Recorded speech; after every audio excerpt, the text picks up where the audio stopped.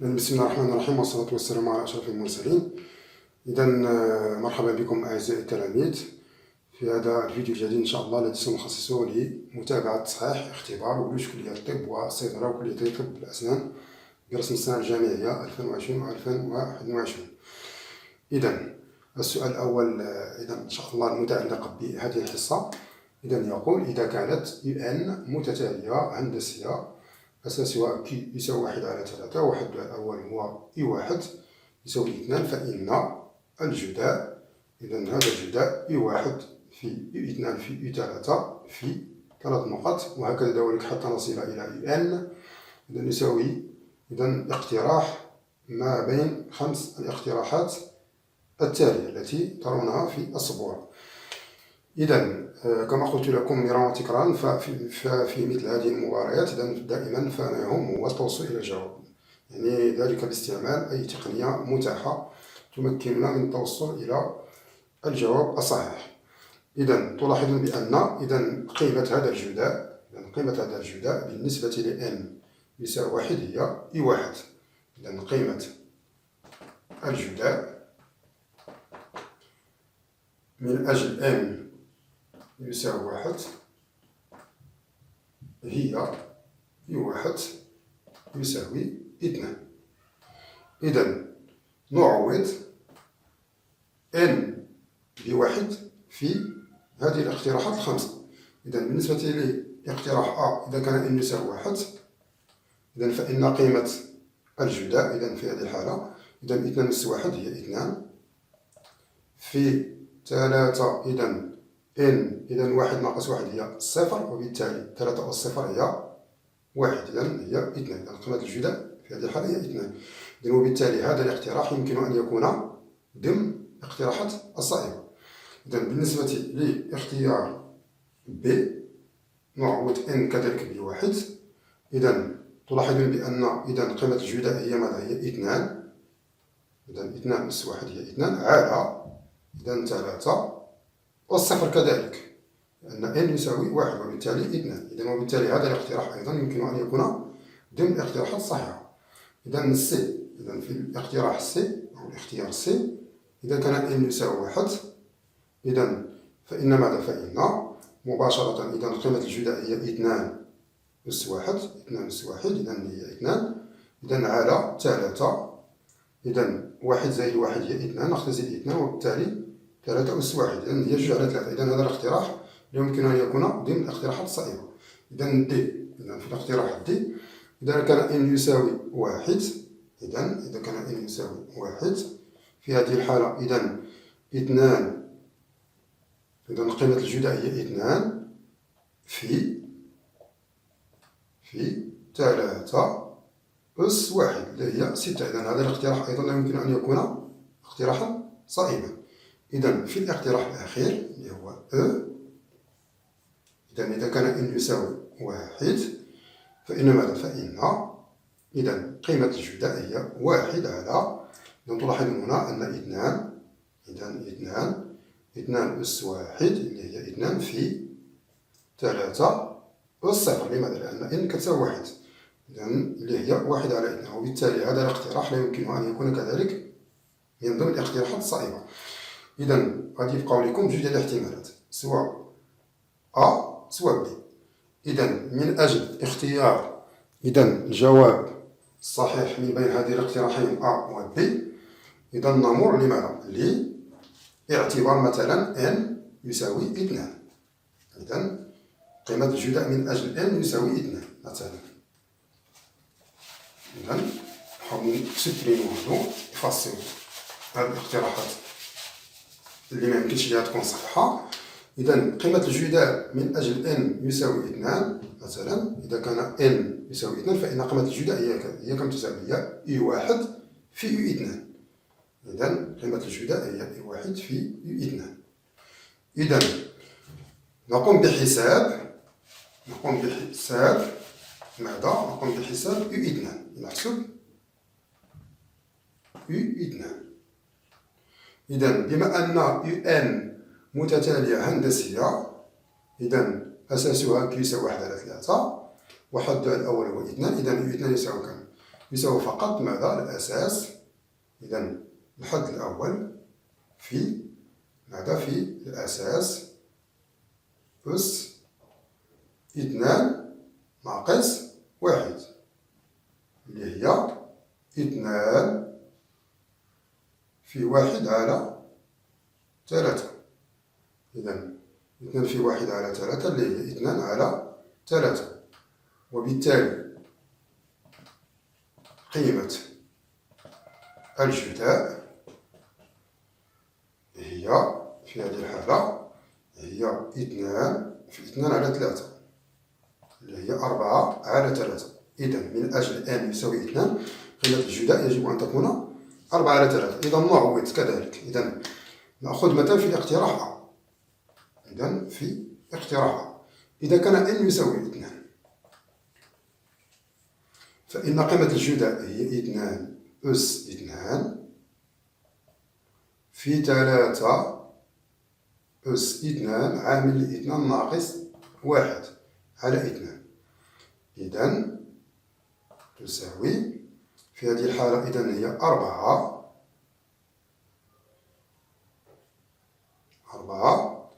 في إذا 2 ناقص 1 إذا 2 تختزل مع 2 وتبقى 4 في 3 إذا هي 12. إذا هذا الاقتراح خاطئ. وبالتالي مباشرة الاقتراح الصحيح هو B. إذا الاقتراح الصحيح هو B ومنه الجواب الصحيح هو الاقتراح B. إذا نمر الإجابة على السؤال الثاني. إذا كان كل soit x appartient à R إذا f de x يساوي x ناقص 5 عامل x ناقص 4 عامل x ناقص 3 عامل x ناقص 2 عامل x ناقص 1 فإن f بريم لواحد يعني العدد المشتق في واحد يساوي. إذا اقتراح ما بين الاقتراحات الخمسة. إذا هنا كما سنفكر في حساب الدالة المشتقة ثم بعد ذلك انطلاقا من الدالة المشتقة يقوم بحساب f بريم لواحد. إذا قمت بالتفكير بهذه الطريقة إذا ما يمكنش لك تلقى الجواب يعني في أسرع وقت ممكن. وبالتالي إذا ما يجب التفكير فيه في هذه الحالة هو إذا استعمال مفهوم العدد المشتق. إذا لدينا f بريم لواحد يساوي ليميت x يؤول إلى واحد. إذا لماذا f لx ناقص f لواحد على x ناقص واحد. إذا تلاحظون بأن f لواحد إذا تساوي ماذا؟ تساوي صفر لأن x ناقص واحد. واحد ناقص واحد هي صفر وبالتالي صفر ضارب أي عدد إذا دائما سيصبح ماذا؟ سيصبح منعدما. إذا وبالتالي إذا f بريم لواحد إذا ليميت x يؤول إلى واحد تبقى لكم هنايا f دو x لأنها f دو صفر على x ناقص واحد. إذا تساوي ماذا؟ تساوي ليميت فقط x يؤول إلى واحد. إذا تلاحظون بأن f دو x تساوي x ناقص 5 إكسترا. إذا نقسمت على x ناقص واحد إذا تختزل هذه x ناقص واحد تبقى لكم هذه. إذا تساوي ليميت ديال ماذا؟ ديال x ناقص 5 عامل x ناقص 4 عامل x ناقص 3 عامل x ناقص 2. إذا نعوض ماذا؟ نعوض x بواحد. إذا واحد ناقص 5 إذا هي ناقص 4 واحد ناقص إذا هي ناقص 3 واحد ناقص 3 هي ناقص 2 في ناقص 1. إذا إلا حسبتي هذا الشيء كما تلقاو فيه 24. ناقص 4 ديال ناقصات إذا غتولي بلس. وبالتالي الجواب الصحيح إذا الجواب الصحيح هو الاقتراح A. إذا الجواب الصحيح هو A. إذا غادي نمروا باش نجاوبوا على السؤال رقم 3. إذا مهما يكون x ينتمي إلى R f دو x يساوي 2 إلين x على x عامل 1 زائد إلين x أس 2. إذا كان فإن الدالة الأصلية للدالة f هي اقتراح ما بين 5 اقتراحات. إذا أول ملاحظة اللي خصنا نلاحظوها هو أن غتكون الدالة الأصلية إذا غتكون هاد الدالة هادي دالة أصلية للدالة f إذا كان اشتقاقها يعني كانت مشتقة ديالها كتساوي لنا هاد الدالة اف. إذا هذه الملاحظة الأولى. الملاحظة الثانية كتلاحظوا بأن إذا اف دو إكس المقام ديالها فيه واحد زائد إلين إكس أس 2. إذا الجواب اللي غيكون صحيح ما بين هاد الاقتراحات هو اللي غتكون فيه المشتقة، يعني المقام ديال المشتقة فيه تكون فيها هاد التعبير هذا اللي هو واحد زائد إلين إكس أس 2. إذا كتلاحظوا معايا بأن إذا في الاقتراح بي مثلا لدينا المشتقة ديال هاد الدالة هادي ما تعطيناش في المقام واحد زائد إلين إكس أس 2، وبالتالي هاد الاقتراح ما غيكونش صائب. غنمروا للاقتراح السي مثلا. الاقتراح السي نفس الشيء، لأن لماذا؟ لأنه يكتب على شكل جداء دالتين، وبالتالي غتلاحظوا معايا بأن إلا درتو المشتقة ديال هادي ما غتكونش فيها في المقام ديالها واحد زائد إلين إكس أس 2. إذا هاد الاقتراح ما غيكونش صائب. غنمشيو للدي. بالنسبة للدي إذا غتلاحظوا معايا إلا درنا المشتقة ديال هادي حيت إكس إلين دو إكس على ماذا؟ إلين إكس زائد واحد، وبالتالي غتكون فيها إذا إلين إكس زائد واحد أس 2، لأن المشتقة ديال خارج دالتين دائما المقام غالبا ما تيكون فيه مربع، ومن بلوس ما عندناش هنا إلين إكس أو كاري وهنا كاين. إذا هذا تا هو ما يكونش اقتراح صحيح. يبقى ليكم إما الاقتراح أ إما الاقتراح أو. إذا غادي نبداو نديرو المشتقة ديال الاقتراح أ. إذا لدينا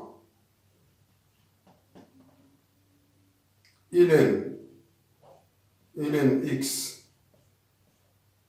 أس 2 زائد واحد بريم يساوي ماذا؟ تساوي إذا كتلاحظ معايا بأن إلين ديال واحد لا فونكسيون اللي كاين هنا في الداخل.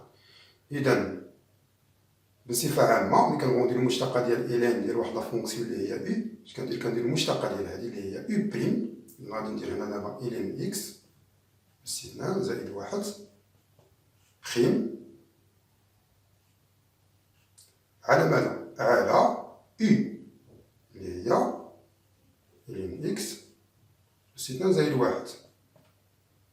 مزيان. هنا طبقنا العلاقة ديال إلين دو إي، مشتقة إلين دو إي بخيم تساوي أو بخيم على إي، نشتق ما بداخل إلين ثم نقسم على ما بداخل إلين. إذا تساوي كم؟ تلاحظون بأن المشتقة ديال إلين إكس أس 2 هي ماذا؟ مربع دالة. إذا هي إلين دو إكس جداء ماذا؟ إلين إكس خيم على دائما إلين إكس أس 2 زائد واحد. إذا هنايا المشتقة ديالها طبقنا فيها العلاقة ماذا؟ مشتقة ماذا؟ مشتقة جي أس 2 مثلا. إذا تكون واحد الدالة جي أس 2 إذا شحال هي؟ 2 جي في جي بريم. إذا مشتقة إلين إكس هي واحد على إكس على إلين إكس أس 2 زائد واحد.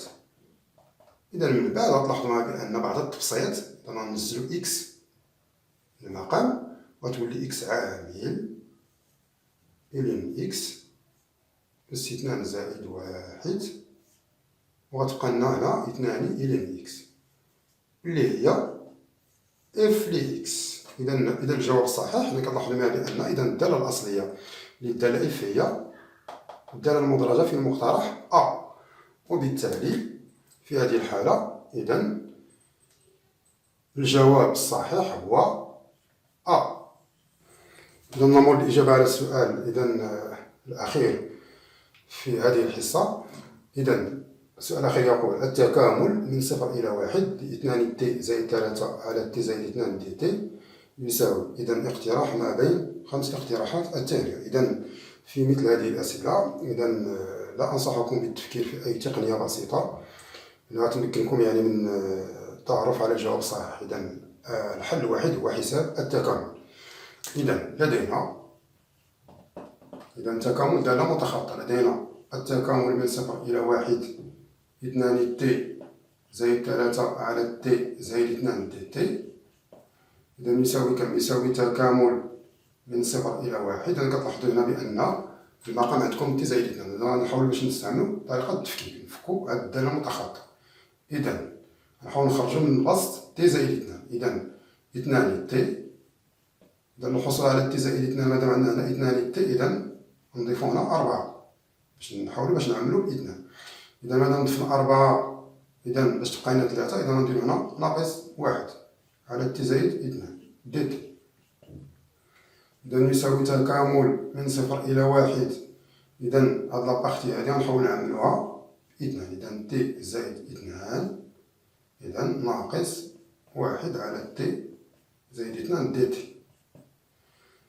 إذا يساوي تكامل 0 إلى 1. بعد توزيع المقام على البسط، إذا غتختزل تي زائد 2 مع تي زائد 2 تبقى 2، وهنايا تبقى ناقص 1 على تي زائد 2 دي تي.